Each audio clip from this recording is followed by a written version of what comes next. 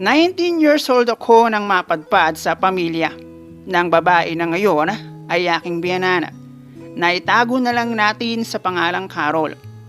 Yun ay dahil sa maagang pagtayo ng testigo na naging resulta ng pagdadalang tao ng aking jowa sa ginawa naming hokus-pokus, ngunit ang makabuo ay hindi naman namin inasahan.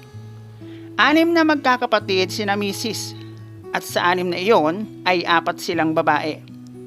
Hindi sa pagyayabang ay magaganda ang magkakapatid at nasubaybayan ko kung paano ang mga kapatid ni Mrs. ay tila mga nahinog at umabot sa pwede ng pitasin. Dahil sa tagal na naming magkakakilala, naging close kami sa isa't isa ng aking mga hipag at kahit sino sa kanila ay welcome sa bahay. Uso sa amin ang magkaroon ng handaan tuwing may darating na okasyon. Walang pili yon, mapapiesta, birthday at syempre Pasko. At lahat sa aking mga hipag na iyon ay tulad ko na tila wala ring bukas kung lumaklak ng anak, to the point nagapag na kung umuwi ng bahay. Alam nyo na, nag-iiba ang bawat ugali ng tao kapag pumasok sa tao ang espiritu ng alak at dahil doon ay espiritu ng alak ang nanaig sa akin upang kahit walang hugas at amoy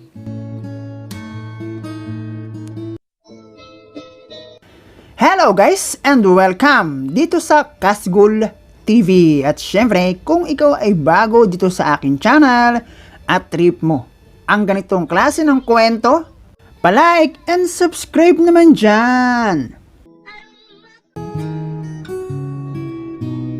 18 years old ako nang aking makilala ang babae na itago na lang natin sa pangalang Rona at ako naman ay itago mo na lang sa pangalang Von.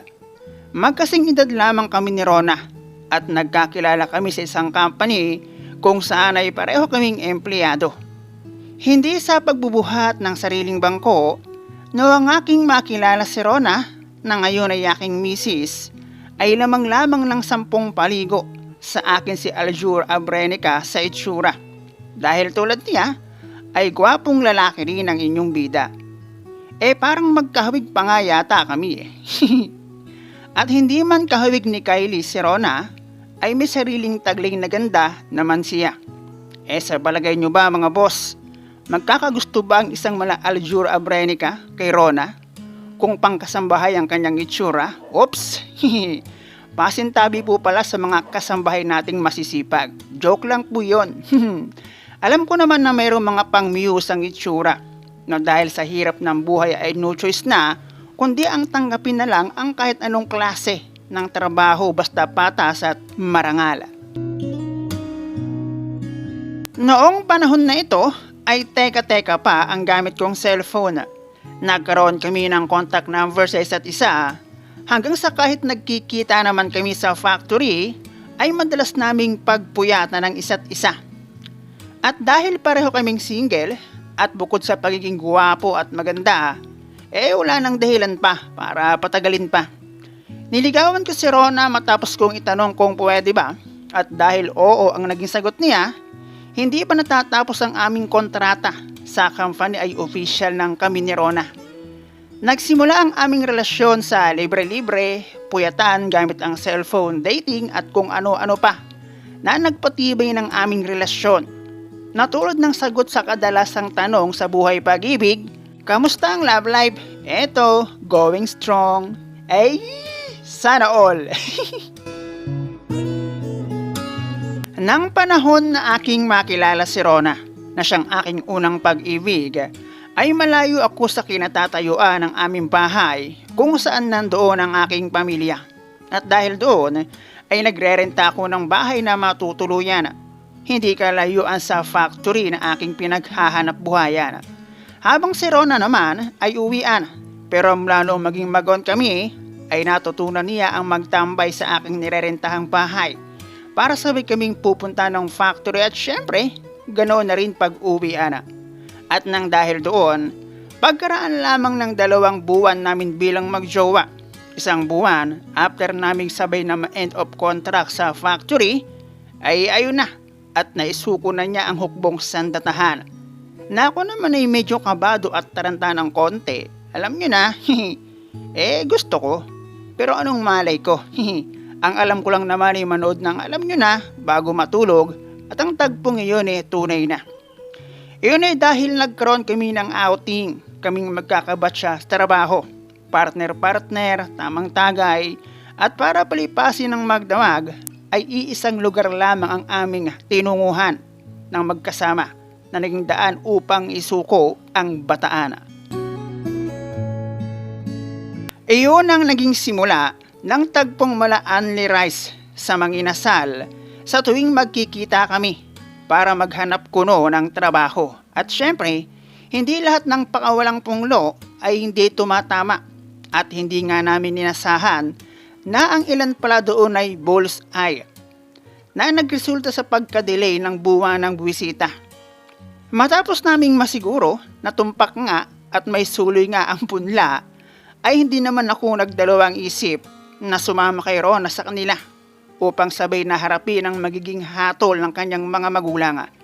Handa naman akong panagutan si Rona at ang naging pasya ng kanyang mga magulang matapos naming ipagtapat ang lahat ay ang makaharap ang aking mga magulang.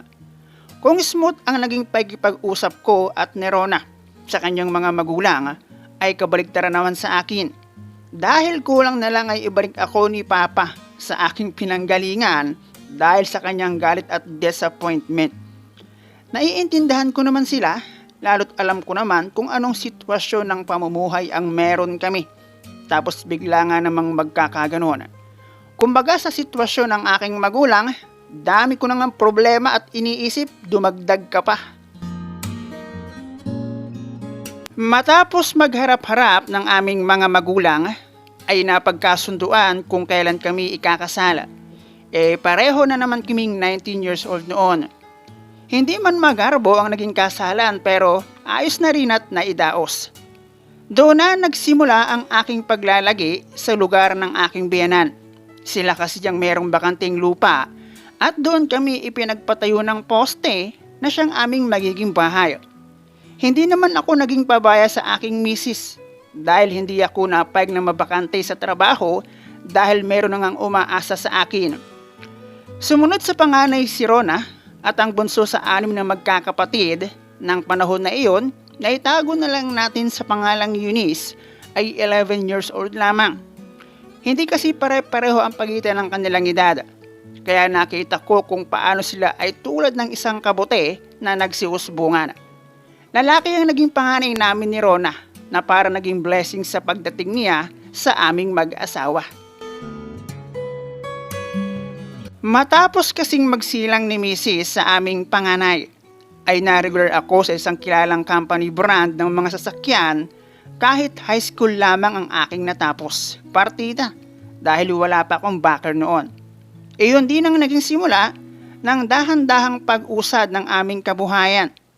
Ang dating simple at tila bahay na hindi kami kayang ipagtanggol sa hagupit ng bagyo ay aming naipaayos. Dahan-dahan din namin iyong naipasimento at napalitan ng bagong bubong. Ang dating bahay na pagpasok mo pa lang ng pintuan ay kita mo na lahat ay nagkaroon ng partition at kwarto para sa aming mag-asawa at para sa mga anak. Sa loob ng unang 10 years ko ng pagtatrabaho bilang isang regular na empleyado ay malaki naging pagbabago sa buhay naming mag-asawa. Bukod sa aming panganay na lalaki ay nasundan pa yun ng 2 babae at sa pagdaan pa ng ilang taon ay naging 4 ang supling namin. At saka pa lamang namin napagdesisyonan na tumigil na ng pagpaparami. 2 lalaki at 2 babae. Lalaki ang bunso namin na ngayon ay nag-aaral na rin.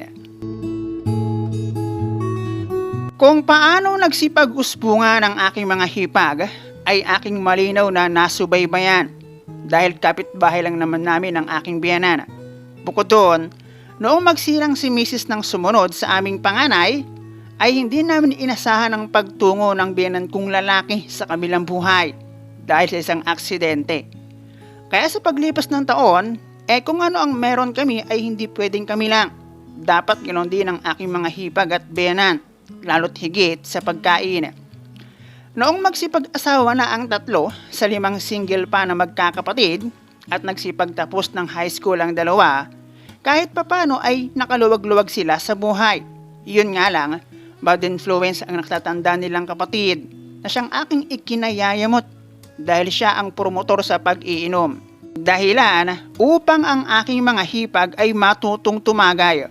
Okay lang naman sana, at sino ba naman ako? Tapos may mga kanya-kanya na rin naman trabaho. Pero kasi mga kababaeng tao, mga boyfriend ang dinadala sa bahay at doon pa nagsisitulog.